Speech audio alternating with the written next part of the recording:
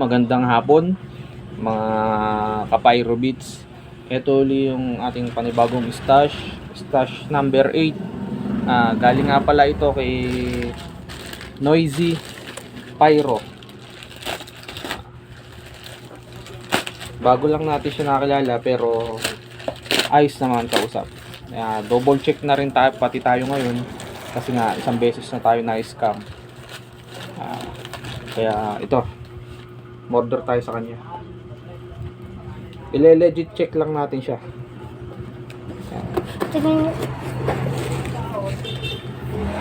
Bali lang maghapon din kami magka-chat kasi kinilatis ko pa pero okay naman. Okay kausap. Noisy Pyro nga pala to. Tingnan natin kung maganda yung kanyang Bali ito nga pala Al Aquino na regular. Yan. Order sa kanya ng 25 pieces. Yan.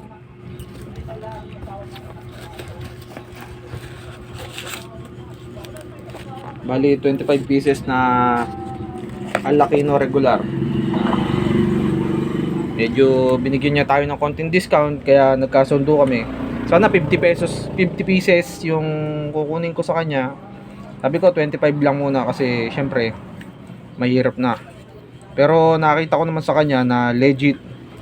Kaya yun. Yun binigyan pa niya tayo ng freebies para ma-legit check daw siya. Sige. Noisy Pyro, thank you nga pala. Yun. Binigyan niya tayo ng isang giant whistle bomb, guys. Noisy Pyro, order kayo legit. Basta pag pinopromote ko, legit yan mga yan. Shoutout nga pala kay Cash Gang Pyro, Bisaya Pyro, Northern Coast, Alas Pyro,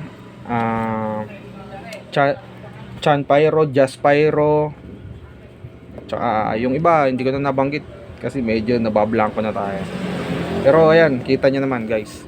Ito yung previous niya sa atin, isa giant whistle bomb.